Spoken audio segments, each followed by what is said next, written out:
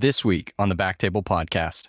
You know what's really been interesting in kind of like scaling this technology is a lot of the people that you need to convince are not surgeons and they're not even healthcare professionals. And so what's really interesting about this space is everyone has very strong opinions and sort of preconceived ideas of what this should look like or what surgery even is. And so it takes a lot of like unlearning your talk, because it's like people think of surgery as like, okay, you got a guy with a knife and let's like you're doing this like very like knitting almost, or this like fine motor task. And learning that is the hardest part. That's the most important part. And like, yes, those things are important, but I would say like 80% of it are learned very early on in our career, right? Like these building blocks. It's like notes on the piano or the guitar. Like you learn the notes, you learn the chords. And then what is our challenge? Our challenge is turning those into songs, into procedures, and stringing these known skills together is what is an ongoing and insurmountable challenge for us.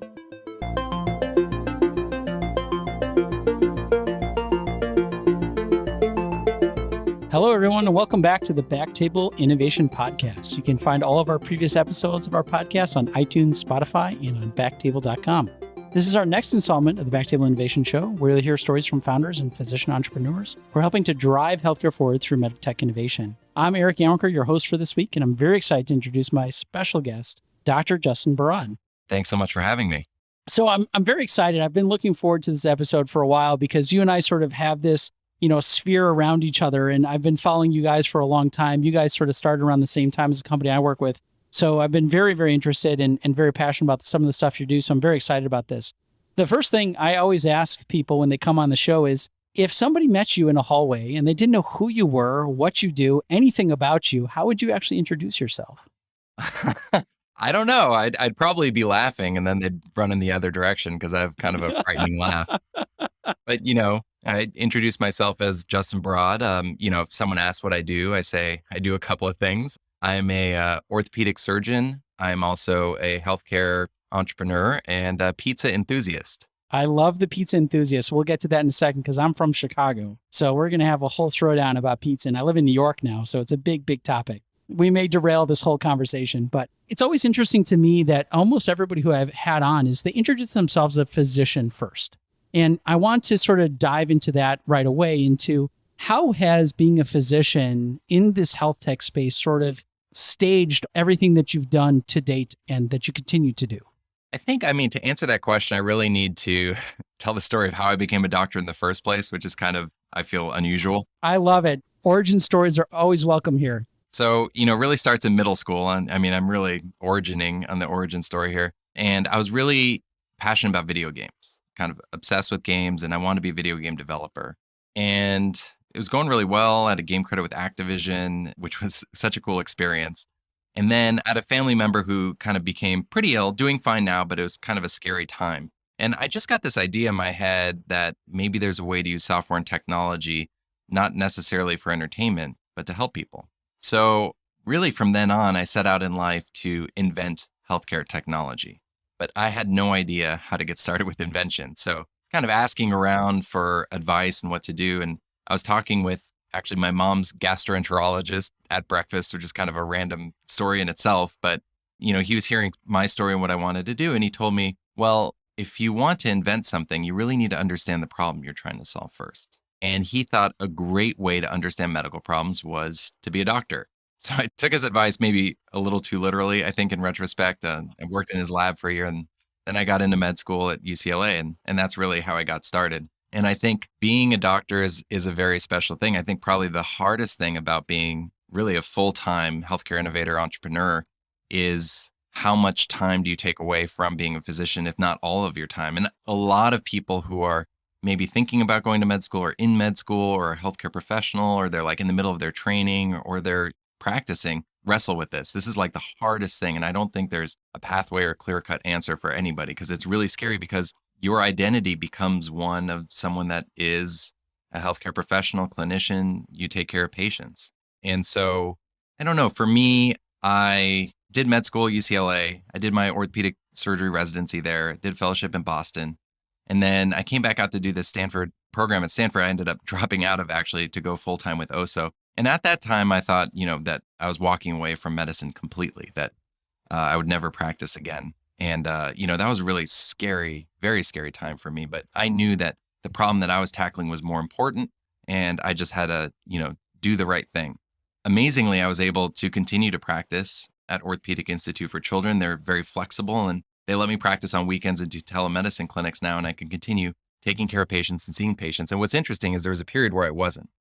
And there really is a big difference when you're not doing it at all versus, when you're doing even a little bit. And I think especially other clinicians can tell when you're active clinically or seeing patients and when you're not. There's a way that you act, a way that you speak. You could just sort of like tell when someone's getting a little rusty. And it's a reminder of, it's hard to describe, but obviously in technology, you can have a much bigger impact. You can help so many more people. But when you get that one-to-one interaction, I'll just tell this one story. It's the reason why I got into pediatric orthopedics. So I'm an orthopedic surgery resident. I'm on my peds ortho rotation. We had this patient had flown in from Liberia, untreated clubfoot, unable to walk the majority of his life. He was like 16. We did very sort of rough and dirty salvage procedure to get his foot under his ankle. It's not ideal, but, got his heel under his ankle. And I'm just coming into clinic and, I could see him in the other corner of my eyes there for a follow-up. And I could just see him grab his dad and he went, Dad, that's the guy that made it so I could walk again. And I just I went to the bathroom. I just bawled. I was like, oh my God. And I'm doing this forever. And it's just like, you don't really get that when you're scaling up. A huge technology is going to change the world and it's amazing. But it's like that kind of intimate experience of where you're really feeling the help you're giving to someone and potentially changing their life. There's nothing quite like it. And so, yeah, I think whether entrepreneurship or even pizza, I think I do lead with physician. That's fantastic. I think that's a great story. And I'd like to dive into that because, you and I actually were about a year apart because I was at BCH 2 years before you and I was there for a year. I think you came the year after me, but BCH was a great place, just this global health type of experience there. You had so many languages spoken at Boston Children's and just it was a fantastic place to practice. But, I think that I want to dive in a little bit deeper because that's probably the most common question I get in this health tech space and the entrepreneurial space is, do I have to be a clinician still? Can I still be a clinician, right? So it's both ends of the spectrum. And I want to ask you about that a little bit later. When we'll take you back to, not all the way back to middle school, but, when you were going through medical school and you had done this internship, you said, you were credited in Activision, which is fantastic. When you were going through medical school and residency, did you sort of know that you were going to have this hybrid role? Or did you sort of think like, I'm going to do clinical practice and do this other stuff on the side? Or were you like, hey, I'm just doing this. I think I'm going to do this other stuff and dabble a little bit in clinical. Did you sort of have that a mindset as you went into it? Oh yeah, I would say that what I thought my life would be like is completely the opposite of what it ended up as. I think in my mind, I was going to be this full-time academic clinician who comes up with ideas and then these like magical CEOs pop up and they're like, oh, I'll take that and run. And then it's just like this super successful thing and you're just like pumping them out and it's just like really easy. So that was what I thought was going to happen. And then I think I had a realization one day that I just kind of spent a week where I was just like really focused on, this program I was doing at Stanford and, nothing happened at Osso VR. And I realized that if I wasn't doing this, no one was going to do it. And it's really, I had to make a decision on whether I wanted this to address this problem or not. And that no one's going to, just pick up this burden and run with it just magically. That was magical thinking. And as you went through that process, did you have mentors that you reached out to that gave you either good advice or bad advice? Well, I'll take both. That sort of helped you guide your decision at that point. Yeah, very much. I mean, I think there have been a lot of people who have floated in and out of my life that have been so instrumental and valuable. And I think especially when you're scaling a startup and you have maybe like 3 people who feel like the smartest people in the world and they all say 3 completely mutually exclusive things. You realize no one knows what they're doing. That's both reassuring and scary. But, when I was kind of facing really this crossroads, which was so terrifying for me and, once again, a major identity crisis, I thought back to 2 moments in my life.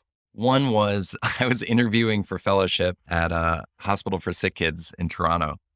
And I'm pretty sure no one read my personal statement or reads personal statements in general, because I wrote about how I wanted my focus in my career to make the $6 Million Man and or the Terminator a reality. So I think if anyone had read that, they would have been like, oh, but this guy did read it. And I walked in the room and he's like, look, I could tell you're a little bit different than the other applicants. So I just want to give you some unsolicited advice. I'm like, okay, this is interesting. And he said, don't worry about what you think success is and to try to chase that down. He said, just, you're clearly very passionate. Just keep doing what you're passionate about and success will come from that. And if you focus on that, that will lead you towards happiness and success. And the other one was way back when I was in college. I was involved in the Greek fraternity system and Greek leadership. And I was at this Greek leadership retreat. And we were doing this activity called the tap of leadership. And in this activity, you sit down on the ground with your eyes closed and you wait for someone to tap you on the shoulder. And then when someone taps you on the shoulder, you can stand up, open your eyes, and you can tap others. And when everyone's standing up, the exercise is over. So we're kind of sitting there. I'm kind of like getting a little bored. And finally, I feel a tap on the shoulder. And so I stand up, tap other people, exercise is done. And there are two facilitators. So they're like, okay, well, the person who got tapped first raised their hand. So this one guy raised his hand. And they had everyone guess. So they're like, who thinks that facilitator one tapped him first? And so, you're kind of be like, oh, I heard him walking. I know they have bigger shoes. So it's like, 50% people said facilitator one, 50% said facilitator two. And they're like, ask this guy, who tapped you first? And the guy said, I did. And that like blew my mind because I was really, my understanding of the exercise that in order to start this chain reaction, one of the facilitators had to decide who gets to stand up. But I never even thought for a second that someone could just tap themselves and decide to do that.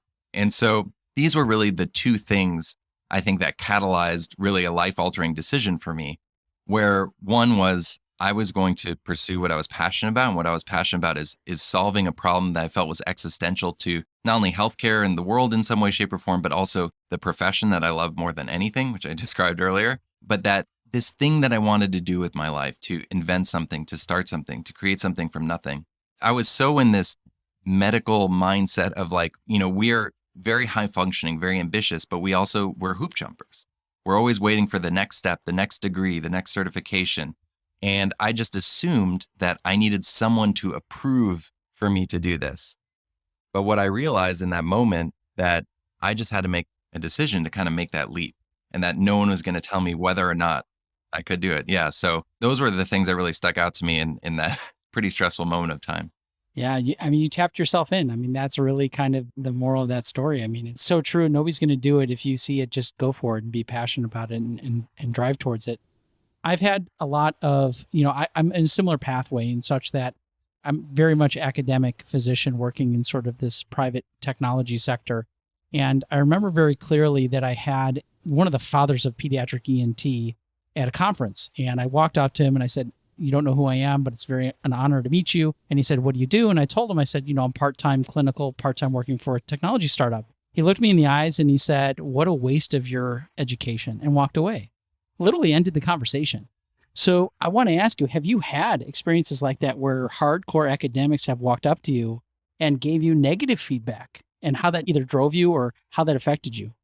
Oh, yeah. I mean, I've had that exact same experience countless times. I think probably in the early days that shook me a little bit. I had someone tell me, rather well-respected physician, even innovator, but basically that what I was going to do was going to fail and that I was burning every bridge and that I would never be able to go back to like mainstream medicine. It was like this irreversible decision. So that was pretty scary. And, I don't think it's good to have like a chip on your shoulder or anything like that, but, it can be motivating to sort of, at the time I would get up really early and I'm like, everybody thinks I made a terrible life choice and this is going to fail. And it's up to me to prove them wrong. And the outcome of that is going to be awesome. It's win-win for everybody. So, was kind of highly motivating. And in the early days, there were, part of the reason why I realized that you can't just hire some CEO off the street to like create something truly new, because you have to convince people who are experts and really talented to join up with you when you have no money, no structure, no organization whatsoever, maybe the semblance of a demo or a product. And it's like pretty sketchy. So you have to be able to get them like excited enough and fired up enough to join what is really kind of crazy when you think about it. Like 99 point something percent of startups fail. So it's like, it's not a rational decision. You have to be able to move someone into that kind of excited, irrational state, which is, hopefully used for good and not for evil. So a lot of those people similarly were leaving something that was secure or stable, and everybody felt very similarly. And And suddenly they had the same kind of like, well, I need this to work. So I need to prove this to my colleagues that this was actually a great life decision. And so, that kind of thing can, if positioned correctly, right? You don't want to be worried too much about what other people are thinking or let that get to you. But it is a great feeling to just sort of show people what you got and kind of be that underdog and come out on top. Yeah, I think that underdog mentality is really the way to think about it, and wanting to prove them wrong, which is sort of where I'm at. But I also think that some of those folks that, came up to you, that came up to me, maybe some of the barriers to technology innovation and adoption. Have you had people who were naysayers who you sort of showed them the technology and sort of convinced them otherwise? And how'd you do it? Because I feel like there's still a lot of people who are latent naysayers. That's all they say. This isn't going to work. Well, there's always going to be some of that in medicine in general. We're conservative by nature, and you could show someone something that is like perfect and awesome and works in every way, shape, or form, and they're going to be like, "This is terrible."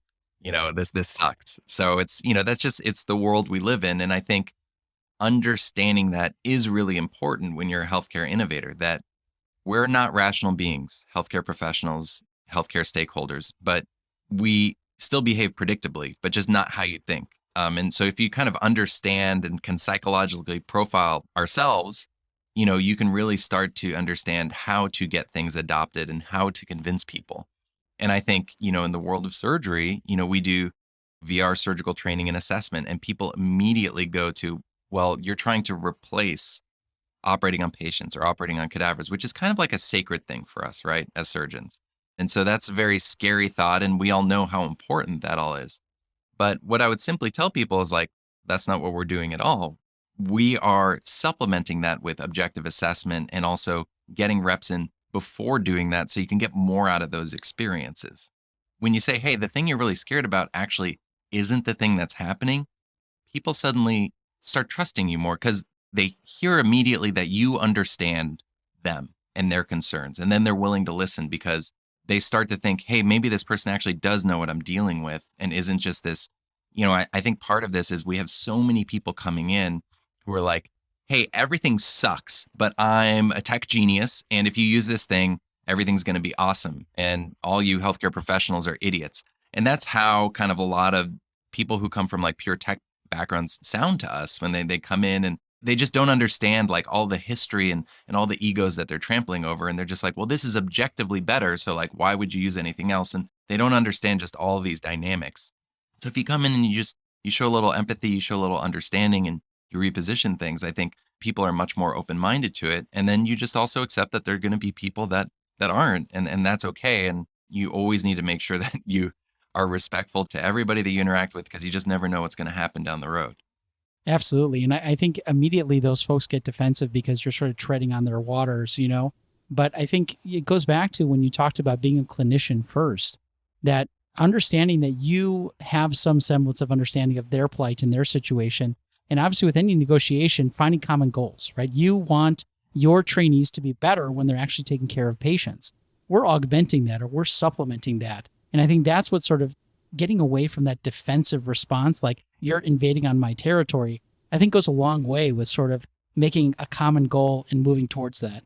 I think that it's so much more complex than that too. I think there's a lot of emotion tied up in what's happening right now. I think healthcare is going through a bit of a difficult time. And I think you see what's happening in tech and how fast people's careers can move in tech. And I think some people don't want things to be successful because it doesn't feel fair. I think I'm trying to sort of bridge our two worlds because I thought the world was a certain way when I was a resident or a doctor and that you had to go through a certain path. And then almost immediately getting out of that shell, like within weeks, I realized there's a whole wide world open for us and that, there's a lot of different ways to do things and to handle work and organizational structure and allowing people to take credit who maybe are less senior. There's so much stuff. And I think that there are a lot of, I would say it's not like a real conflict of interest because I don't think people realize it's a conflict of interest, but there's a very strong incentive to keep things the way they are, and I don't think it's anybody's fault and I don't think they realize it's happening, but there's a system that's been built up over centuries that is like very high inertia. And so I think there's an element of that as well, of this like, messing with the status quo. And I think there are two things I always point to with this dynamic. One is technology innovation is hard, even for me. And it's like everything's a joke until it's not, right? Like all these technologies, they seem kind of crazy. And, you look at robotics, and in the early days of robotics, people laughed at it. People laughed walking around with these little, like, they look like toys. And now it's everywhere, and it's, showing a lot of positive data, and patients love it. So it's just like, how are you supposed to know when it really is a joke or not? And even I wrestle with that. So I think that's a very hard problem to solve. Absolutely. I mean, the whole tech world and the credibility aspect of it is so hard, which is why, again, going back to having clinicians and experts on your team that sort of understand that dynamic. And I want to go back to that actually and build on that, because as you were going through medical school and residency and fellowship, we don't have entrepreneurship and business in our medical school. We probably should, which is a whole different conversation. But how did you sort of have that insight into figuring out, okay, this is where I want to go. I really think this is a really good idea. How do you decide, okay, you were talking about the Stanford Biodesign program and, trying to upskill yourself. Obviously, you don't have an MBA or a business background. So how did you decide how to educate yourself, who to bring on to help educate you and seek out for mentors? Well, I think the biodesign program, and Stanford is a great program. Now they have similar programs at UCLA and TMC. So that's a great place to get started. I kind of separate the idea of innovation and business because I think they're a bit different. Obviously, it is important to understand business. I think one of the first things that I think we need to get more comfortable with in medicine in general is that business and money can be bad things. But if you don't understand it at all, it could be even much worse. And so I think we are almost like religious or dogmatic about like not discussing business or money at all. And I think it, just gets the system overall in trouble. And then people who really want to do things that are positive and make positive change, like maybe get an MBA or do a program like this. And I think this is changing, but are viewed negatively. So I had friends who were considering getting MBAs, but were worried that it would sort of decrease their chances of getting into a good training program, which is, not what we want. I think what, you and I are pushing for is people like us should be included into the fold and not ostracized, because then you're not a part of the conversation. I think the other point I wanted to make earlier is if you just stonewall progress and you stonewall innovation, it can have really drastic consequences. I think all of the time of the profession of cardiothoracic surgery, which is like pretty freaking amazing what they do. But when they were approached by early innovators for, it's like, hey, here's a way to do your surgery, but, kind of minimally invasively just through a vein, they really laughed it off. And so, they're looking around to find some sort of clinician that would like, work with this. And now we have the subspecialty of interventional cardiology and structural heart, and a lot of care has gone in that direction. And that's been kind of a seismic shift for that specialty. And it's like, I always want to make sure that we are a part of these conversations as a profession so that we don't run into situations like this where it gets away from us, and because we really refuse to acknowledge the wave of change that was taking place. So back to me with the whole business and innovation thing, I think biodesign was helpful. I was writing about medical innovation for like about a decade for MedGadget, kind of helped get a little bit of a lay of the land and things like that. But I'll say, I think I jumped into it with a bit of a surgeon's ego. I'm like, how hard can it be? I do surgery. And that was, a disaster. Like, I remember like one of my first pitch meetings, they started asking me about like, what's your LTV and your CAC and your gross margins and your 5-year forecast and your P&L? And like, I literally didn't know what any of that meant, like at all. And I'm just like trying to fumble through it. That didn't work out, by the way. So I was humbled very quickly, which is, I think, is very important for clinicians that do want to be involved in innovation in healthcare, is that you really have to come in as a team player and an open mind. There's a lot but there is even more that you don't. I think one of the things we learn in medical school and as clinicians is to be lifelong learners. And so I have been learning very rapidly and getting up to speed. The last thing I'll say is that everybody in the early days was like, oh, well, you need to get a business person. You need to find someone to help with the business. And, we did like a little bit of that, like brought in like a consultant or something like that. And I could say it was almost immediately unhelpful, because if you're really creating something new, you're not creating a business, you're creating a product. And so it's like, you really need to focus on need-based innovation, identifying the problem you're trying to solve and building around that. And that isn't necessarily what you learn by getting an MBA. Now, as you start to scale, those things really do start to matter, and you want to bring that in, but you only have so much time in the early days. So, trying to build like an operational business on day one is not necessarily what like a new category startup really need to be spending all of their time on. It's important to do it a little bit.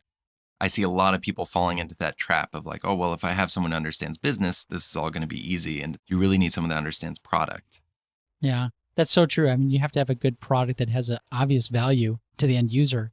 So take me back to that time point when you're like, okay, I'm going to do this. What did tomorrow look like? Like, you're like, okay, let's do this. And then tomorrow you're like, okay, I have a business. Take me back to that point. And specifically, when did you realize I have something here? This has legs. This is actually going to have a potential to be something bigger. It all kind of just came together. I wouldn't say it was like really a well thought out plan. Just to give you an example, I met my co-founder on the internet on like a random message board, like a VR enthusiast message board, and, he's like looking for work in serious VR. And I'm like, great. He's like, well, you have to pay me. And, I had been making minimum wage. So luckily I had some money saved up for my bar mitzvah. So thank you, Grandpa, That's Grandpa. awesome. That really came Those in. Israeli bonds went to some good. So when we had submitted it to what we had built together, like this kind of prototype to a conference, and we won an award. And so we won like, $15,000 of free legal services. I'm like, oh my God, like we're rich. That lasted like a day. So we incorporated, and then this was when like VR then was what I guess metaverse is now, right? It was like sort of the technology du jour. So if you just had VR in your company title, people started reaching out to you. So like literally I had like an investor being like, hey, do you want $200,000? And I'm like, sure. I didn't really know what to do. So, and all of a sudden it was like in a bank account. And then, a couple of other people invested. Suddenly we had like $400,000 like sitting in a bank account. I did not touch it or spend a single cent because I was so terrified that like the second I spend a penny, like I start on this treadmill and there's just like, it felt like there's no going back. And so while all of this is happening, I'm doing this program at Stanford, which is fantastic, but I'm like trying to split my time between two full-time jobs, and I was doing a pretty terrible job at both. And so at some point, like I just kind of get called in and be like, hey, like I think you need to make a decision between these two things.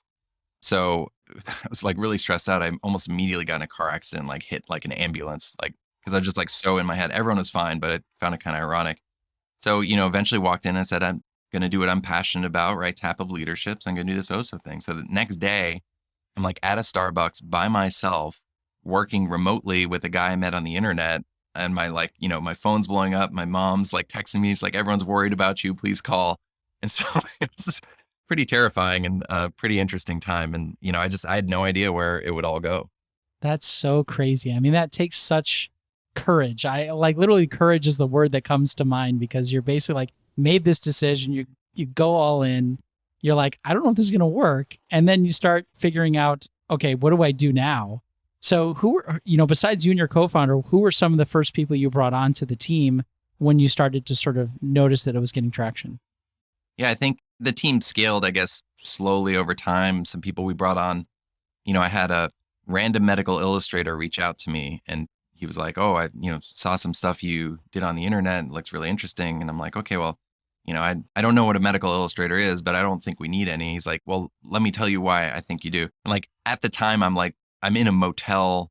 I think I was like at the Quality Inn in King City, like doing locums, like to just try and like afford rent in the Bay Area. And it's clearly like I'm like Skyping with this guy, and he's like, I must come off as like a very sketchy person. But, eventually he convinced me. And so, we brought him on as an intern, and now he's the director of the world's largest medical illustration team. We have like 45 medical illustrators at Osso VR. That's so awesome. That's so awesome.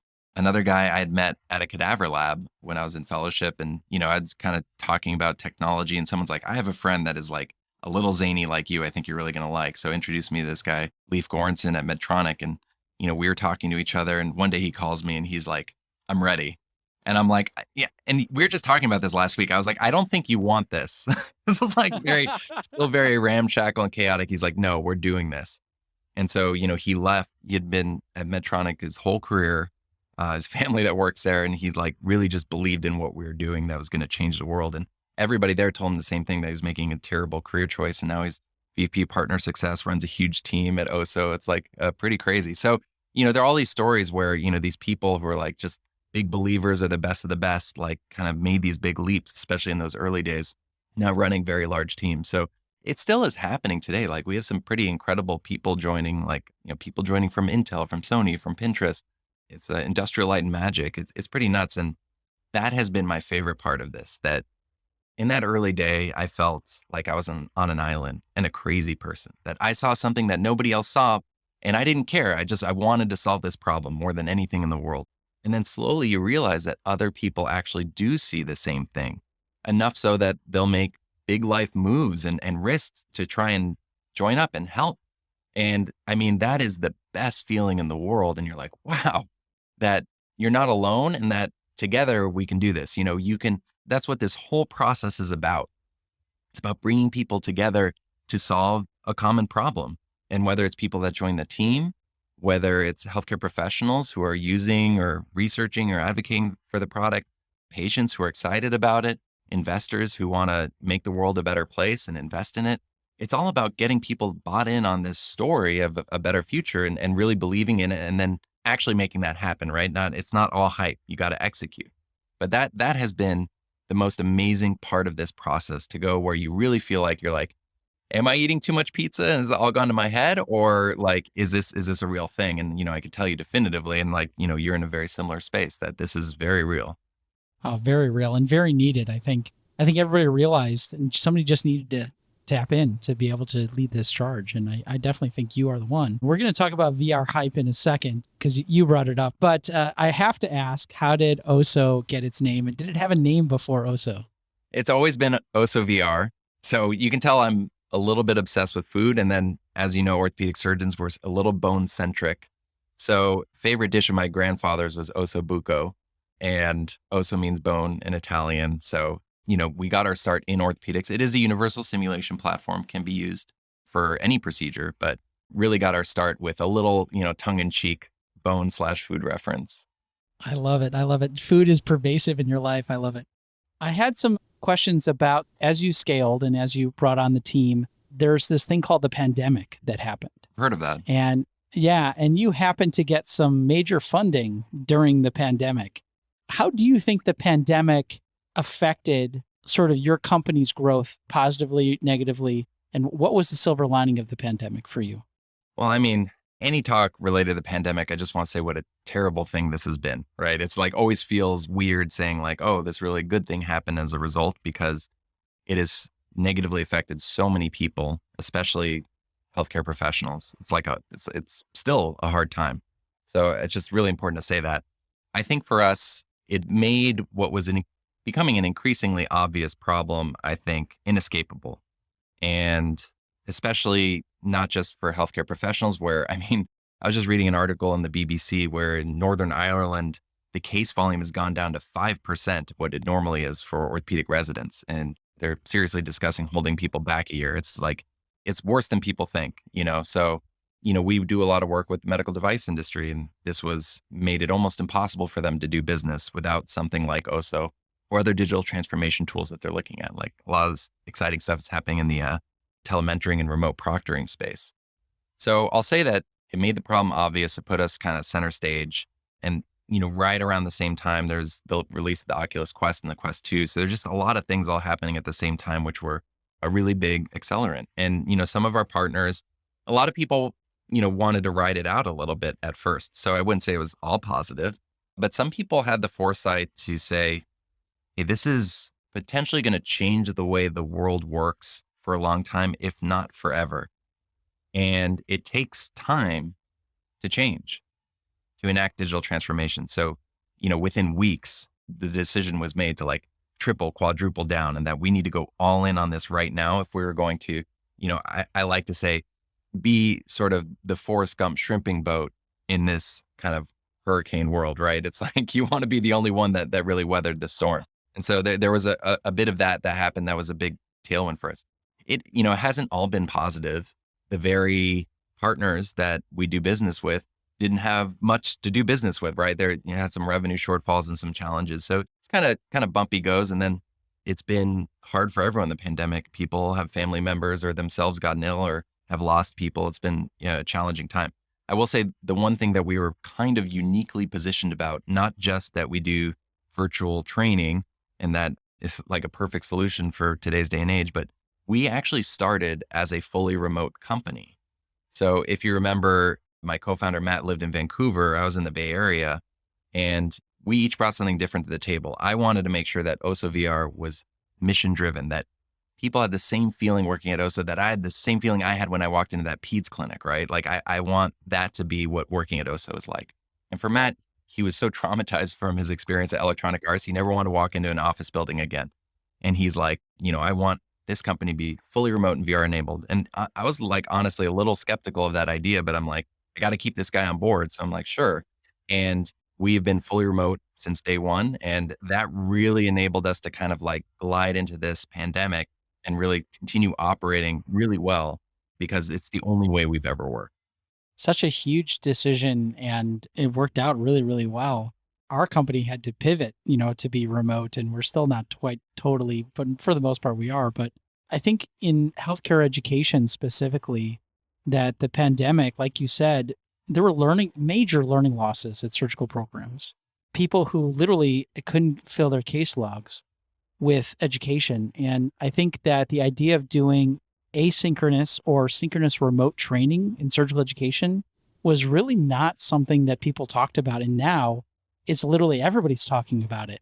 I always say the future is hybrid, right? We both said that we're not going to completely replace at the bedside training, but the question is can residents and trainees be better prepared when they are at the bedside? And I think remote training is the answer.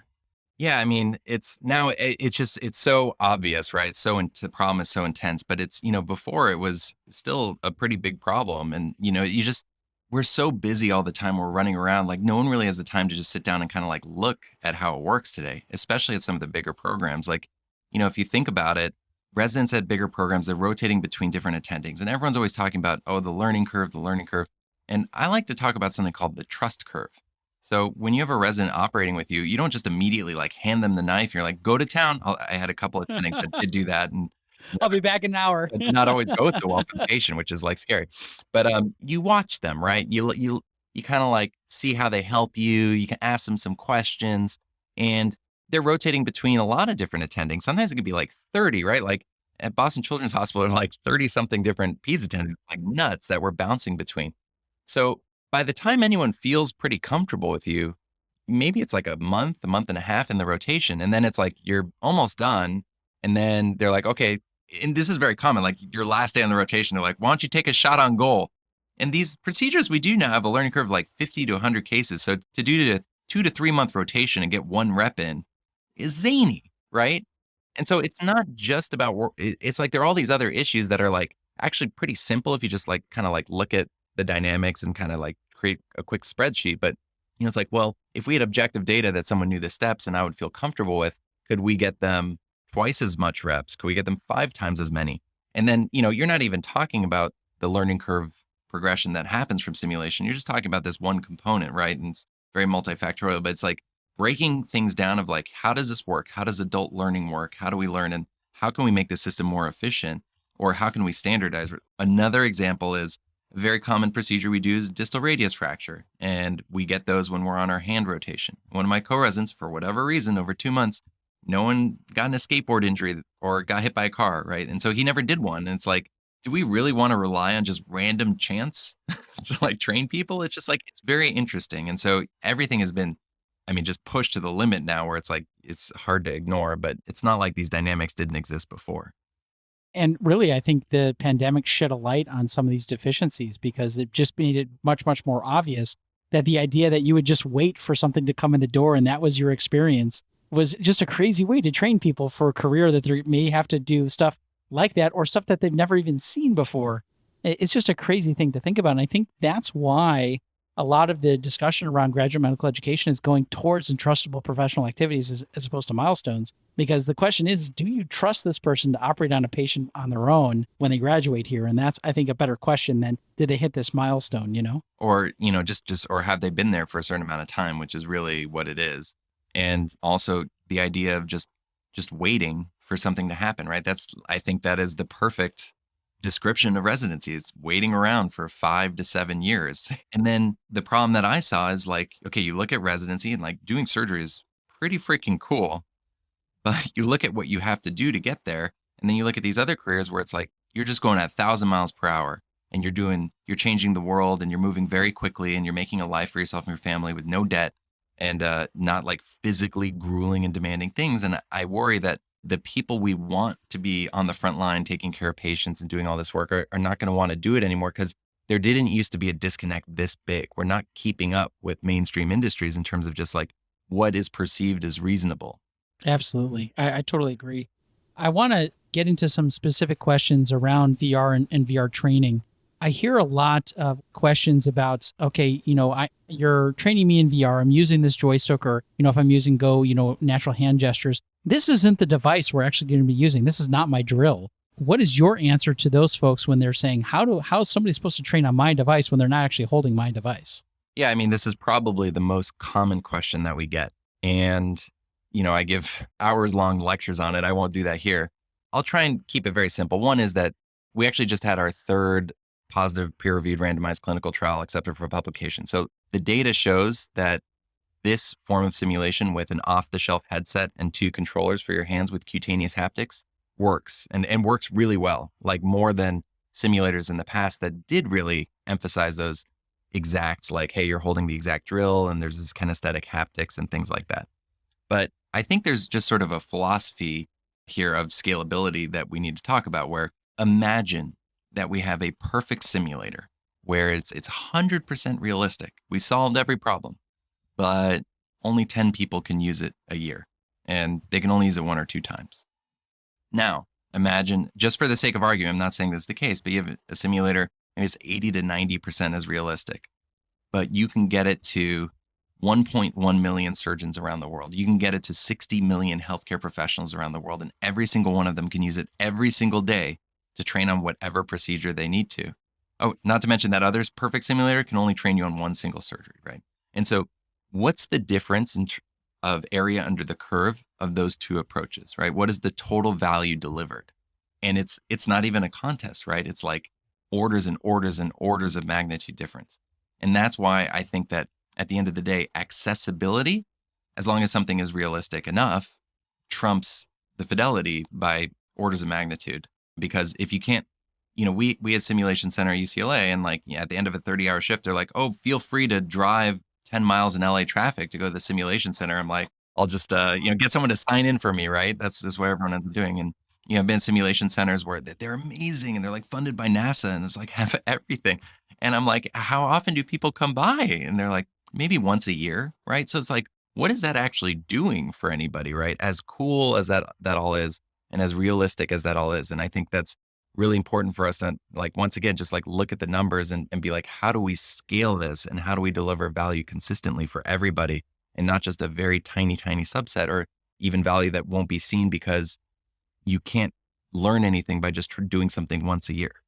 Oh, absolutely. I think accessibility is the underlying obvious thing that both of our, companies have definitely realized. I think the other thing is the idea of unhooking the psychomotor from the technical or mechanical skills, and understanding that actually there's so many cognitive skills that are going into surgery that you don't even realize that actually if you have to do the cognitive skills and the mechanical or technical skills at the same time, it actually makes it way harder. So if you actually learn those cognitive and those judgment and the decision making before you ever actually get the device in your hand, you're actually better to focus on the mechanical and technical aspects of how to actually operate that device. And also experts know how to use it already. What's really been interesting in kind of scaling this technology is a lot of the people that you need to convince are not surgeons and they're not even healthcare professionals. And so what's really interesting about this space is everyone has very strong opinions and sort of preconceived ideas of what this should look like or what surgery even is.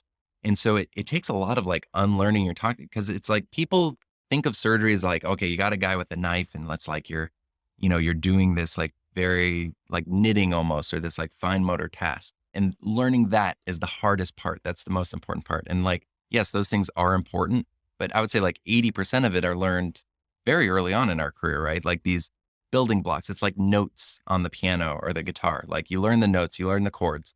And then what is our challenge? Our challenge is turning those into songs, into procedures, and stringing these known skills together is what is an ongoing and insurmountable challenge for us. I know how to use a drill. I know how to use a saw. I know how to dissect, but I don't know how to do a submuscular femur plating when I haven't done it in 2 years. And so I print out the steps and I paste it up against the wall. And, we all do this. And so I think that's the first thing, right? And it's not just you. I think that's another misconception, that surgery, we're like this superhero that like crashes in through the ceiling, does a superhero landing, and then it's like does the surgery and runs out the door. And it did kind of used to be that way, but now it is much more of a team sport, especially with newer approaches, like 1,000 times so for any enabling technologies like robotics, that everybody has an important role. So for example, like, if we were doing an anterior hip replacement, if the circulator nurse wasn't familiar with the bed, we just cancel the case because it's like you couldn't get through it fast enough to be safe. And so it's like everybody needs to know what to do. And if you are not only worried about what you're going to be doing, but you're running around trying to get other people to do what they need to do, that's a cognitive load that's just intense. And suddenly, even just like simple things that you're trying to keep track of can really throw you off. And you don't have time to focus on the highly complex stuff that can be dangerous and throw you off. And the final thing I'll say is that obviously we're still doing a lot of traditional surgery and all these things are important, but more and more what surgery is and the skills are required, I see it's changing. And it's less about the technical and the fine motor, while those are important. And I mean, at Boston Children's Hospital, I operated with some best surgeons I've ever worked with in my life. I'm like, I could never do that like with my hands if I wanted to, just like some really cool dissection stuff. But more and more surgery is much more about planning, and then it's almost like executing through software, right? It's like, whether you're talking about navigation or to some extent robotics, endoscopy, it's less and less about just sort of like you and getting your hands inside a patient. And you're more like operating the machinery of the team and the actual equipment to kind of execute on some kind of plan that's much more well thought out than it used to be.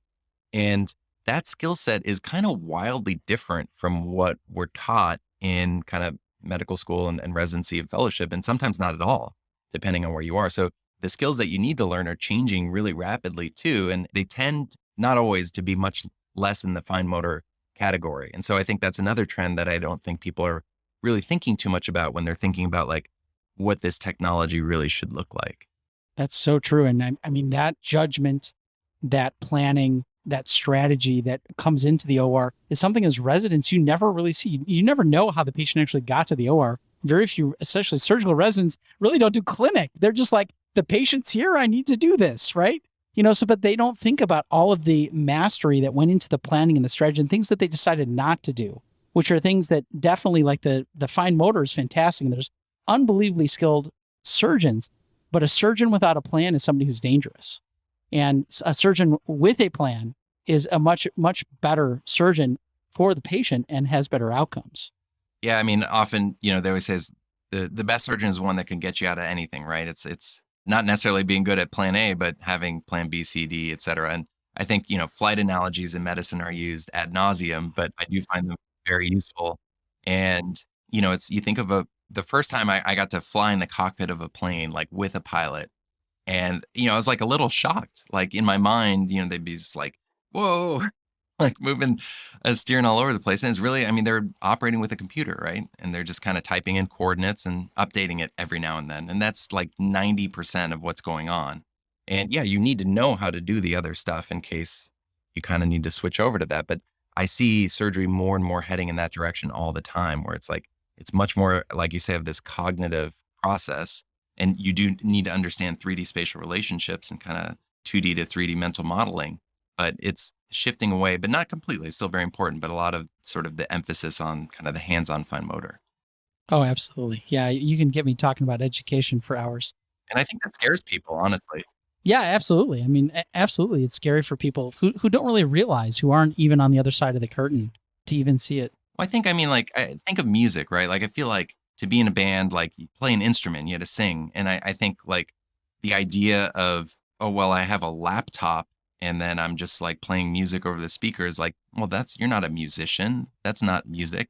But now that is, and it's some of the most popular stuff that we listen to, right? And it's like, I see that shift happening, right? It's like, oh, if you're not like slicing someone open end to end and seeing all of their insides and just like, just have their bone bits all over your face, then you're not doing real surgery. But I do see that there's more and more comfort where we're doing surgery maybe through a screen or through a console. But it is a very interesting shift because for a certain group, that hands-on thing is a level of emotional satisfaction for them that they don't want to lose. Understand, it feels great, but I think there are people that are able to get that same satisfaction from a different way of doing things. And that shift will take time, but you do see that taking place. Yeah, and luckily, we have now a generation of trainees that played video games growing up. And so, we know that action video game players have better surgical abilities when it comes to laparoscopic surgery, endoscopy surgery, robotic surgery, those types of skill sets. So luckily, they're prepared a little bit better for that type of input as opposed to the open surgical, which was pretty much everything 50 years ago. Yeah, I got very excited when I saw that study published. I know. I was so excited. I was like, this is Made me feel better awesome. about my addiction. But the best part is that people who weren't action video game players, who played action video game players, still did get better. They didn't get as good as the ones who actually grew up playing it, but it's still a trainable skill, which is a really important thing.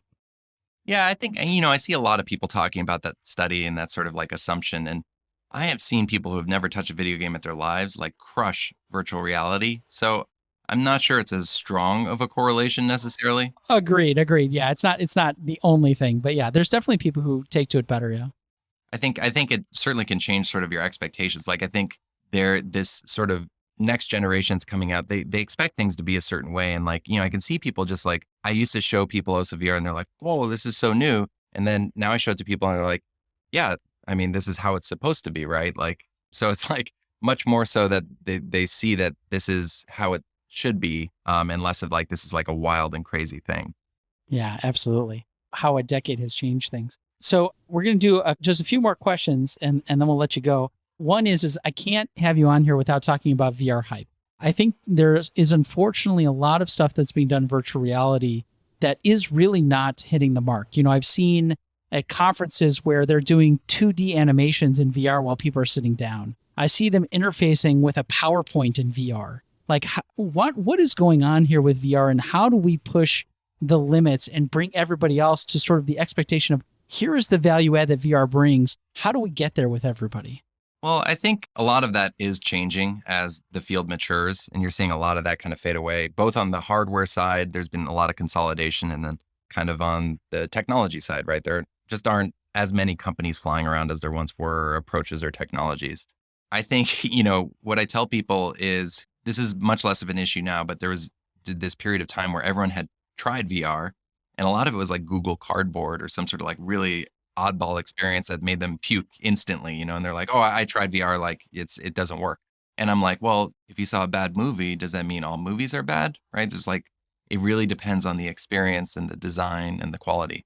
And I think part of what I realized with Osso is early on, I was very sort of, I would say, utilitarian about our approach. Like it just needs to work, right? And you heard, my accessibility versus fidelity, right? And so there wasn't a huge focus on making it look great or even exciting. Like it was just very functional.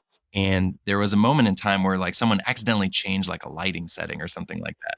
And all of a sudden people are like, whoa, what did you do? Like invest another $1 million in this? This is amazing. And I was kind of like surprised. And I realized that while it might not change the clinical outcomes, once again, if no one was using it, then it wouldn't work. And so here was an area where we could invest in that would get people excited, that would stand out and look very different from everything that was out there, because it was very confusing because there's all these different VR offerings and they just kind of like all look the same. And so, we brought in like literally like Oscar and Emmy winning team. And now we have this art studio that rivals what you'd find at Disney.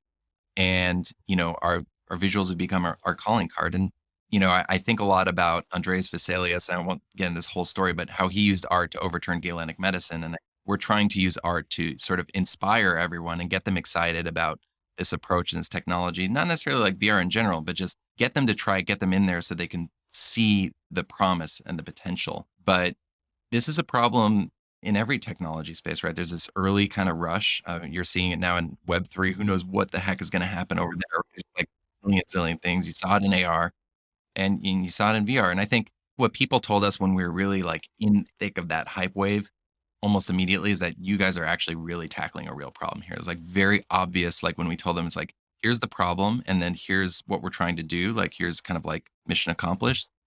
It immediately made sense to people. And I think that's part of how you can kind of cut through this cloud of just, if someone is showing you technology, be like, okay, tell me what the problem you're trying to solve is. And then like, how does this solve that problem?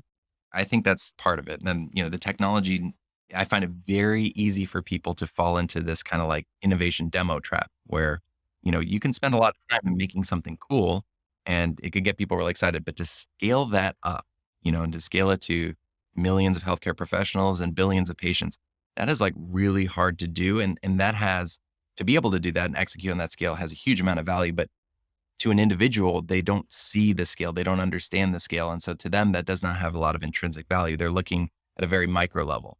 So that's another interesting kind of area where I kind of think, you were alluding to training us in innovation, not just to innovate, but to assess innovation, I think is really critical, especially as you're just seeing this stuff accelerate and not slow down in any way, shape, or form.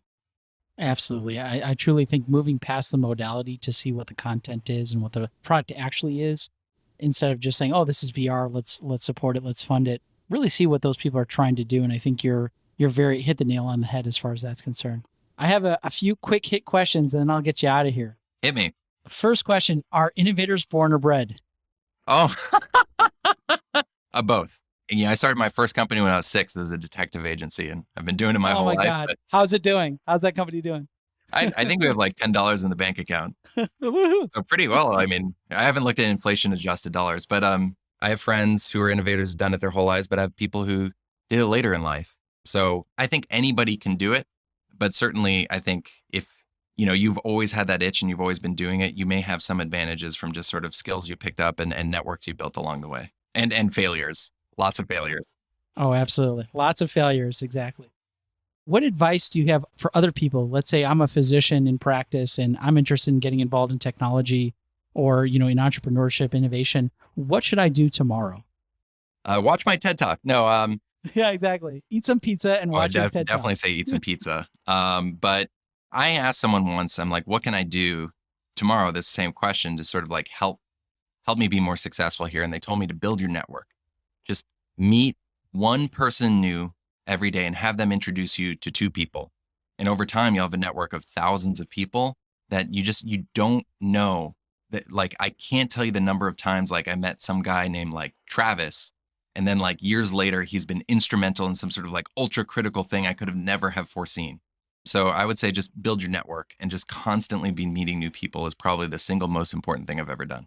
That's so true. And I have to admit that being in this space, everybody is so kind and nice and reaching out and giving advice. Everybody's so free in this space. And I think we've talked about on previous podcasts is take action, reach out to those people, strike up a conversation, whatever it is, to try and build that network, because people in the space have been so nice and so kind. And you especially, and I appreciate everything that you've helped out with.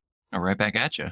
So we live in this massive technology space of digital health, AI, blockchain, choose your bingo buzzword. What technology are you most excited about going into 2022 and beyond?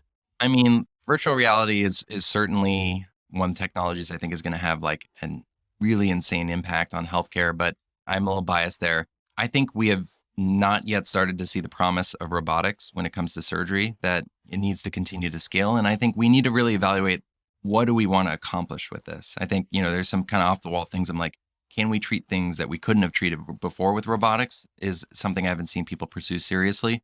When you can get on like a near atomic scale with a robot, like maybe you can treat cancer or tumors differently or certain conditions. That could be really interesting. Or another thing with robotics is, look, there just aren't enough of people like you and me to go around, but there are a lot of mid-level providers and sort of people who are faster to train and cheaper to train. And can we, with supervision and robotics, maybe enable them to do more and take care of more people? And so I think that's an area that I'm really excited about. I think we don't talk enough about mRNA technology and some of the huge success we've seen with that. And then, CRISPR, I think, has just been completely obliterated PR-wise by everything that's going on, but, it still is an incredibly exciting technology from a therapeutic and diagnostic standpoint. So there's a lot. I think I'm following Web3 very closely, but, I'm that guy, right? Where I'm like, I can't tell the difference between, something that's a flash in the pan or something that's going to be the next big thing. And I think it really is important for us to humble ourselves, even when we're deep in technology and innovation. So continue to watch that. Not sure which way it's going to go. Yeah, absolutely. So true. And the last thing, what are you reading now? Well, I mean, I'm reading the Pizza Bible kind of daily, always just looking back at it for reference or good stories. That's really how I got my start in the world of pizza. And then I'm also reading The Hard Thing About Hard Things by Ben Horowitz. It's probably my favorite startup book because it basically only talks about failure and things that don't go well, and doesn't really make anybody look good, which I find startup books so self-congratulatory and like, here's how I solved the problem, right? It's like, I kind of want to see more of like, how did you emotionally deal with 1,000 catastrophes a day. And what's interesting is I read it, really early on in Osso, and it was incredibly useful then. And then reading it now that we're over 150 people, we've raised 43 million. It's like, I'm just seeing it through a new light. We're just dealing with different challenges so that the same sentences and paragraphs have different meaning to me now. So it's been interesting to kind of revisit it. So that's what I'm reading currently. Yeah, we used to talk about like House of God, having to read it like multiple times throughout your career, but this is definitely another one of those. And the last and most important question, where is the best pizza? So, a lot of people have told me Pepe's Pizza in New Haven. I've not been there yet, but I will say that Rosie's Pizza in Point Pleasant Beach, New Jersey is the best pizza I've had in the U.S. Wow. I'm in New York, so I got to go down and check it out then. Justin, I can't thank you enough. This was awesome. I think the listeners are really going to get a lot out of this. How do people find out more about you, find out more about Osso, and how do they get in contact? Yeah, you can check out Osso VR at ossovr.com. You can also follow me on LinkedIn or Twitter at jbhungry, Justin Barad on LinkedIn. And if anyone is interested in not only VR surgical training, but like you, one of my life goals is just to encourage sort of healthy innovation in other healthcare professionals and help people through a lot of the challenges that you and I have faced. That's something I really want to help with. So please reach out.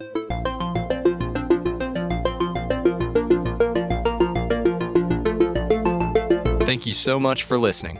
If you haven't already, make sure to subscribe, rate the podcast 5 stars, and share with a friend. If you have any questions or comments, DM us at BackTable Innovation on Instagram, LinkedIn, or Twitter. BackTable Innovation is produced and hosted by Brian Hartley, Aaron Fritz, and Eric Gantwerker.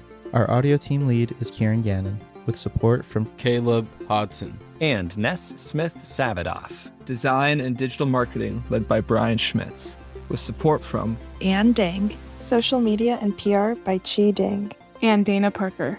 Thanks again for listening. See you again next week.